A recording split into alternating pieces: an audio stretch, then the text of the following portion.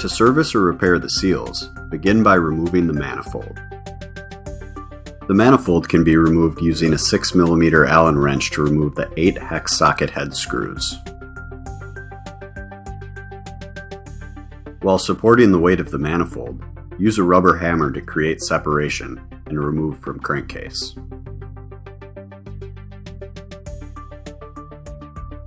Place manifold on flat surface with low pressure seals facing up. Place a flat tip screwdriver under the low pressure seal and pry upward to remove. Be careful not to scratch the inner diameter surface of the seal case where the low pressure seals are located. Inspect the inside of the low pressure seal for wear or damage. Next, remove the seal case using reverse pliers. Be sure to avoid the first step of the seal case where the low pressure seal lies. Reach into the second step and twist as you pull away from the manifold.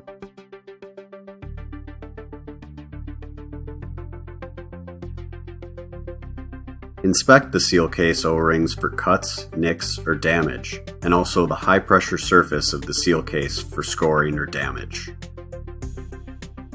Place a flat tip screwdriver under the high pressure seal and pry upward to remove.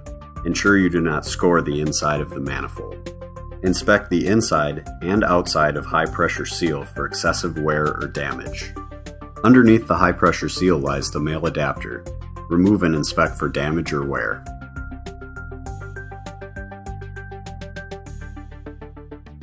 To install new seals, begin with the male adapter. You will notice one side has 4 notches. Install with the notch side down. Next, install the high pressure seal. One side has a groove and the other is flat. Install with the groove side down and press into place.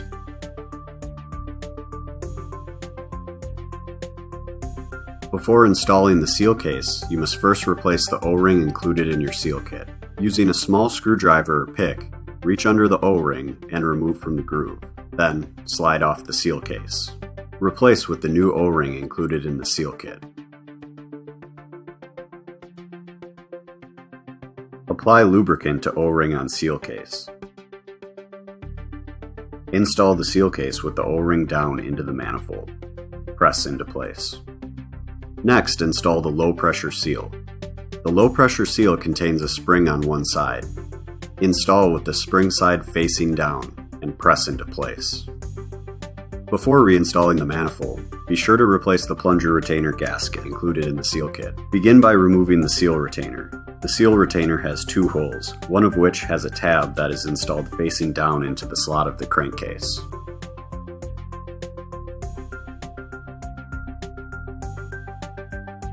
Using a 10mm wrench, loosen and remove the plunger retainer and plunger.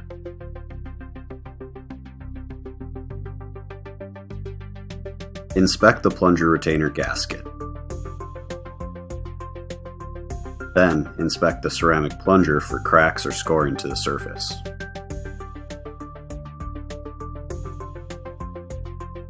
The barrier slinger is located behind the plunger. It is used to prevent water from entering the crankcase.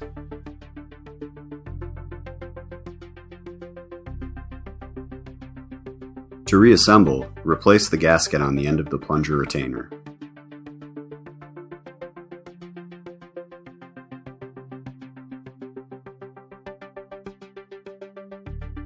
You will notice that one side of the plunger contains small grooves.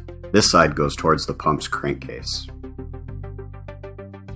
Insert the retainer into the plunger, followed by the barrier slinger.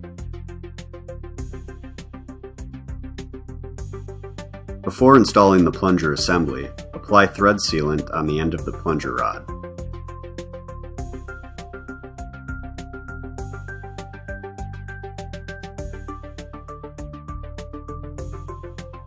Install plunger assembly and tighten using a 10mm wrench. Torque to specification.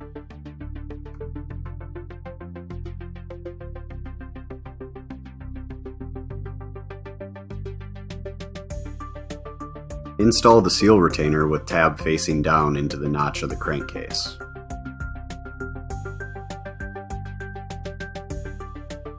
Before reinstalling the manifold, rotate the crankshaft so the outside two plungers are even at the furthest distance from the crankcase. Install the manifold by hand, ensuring even alignment.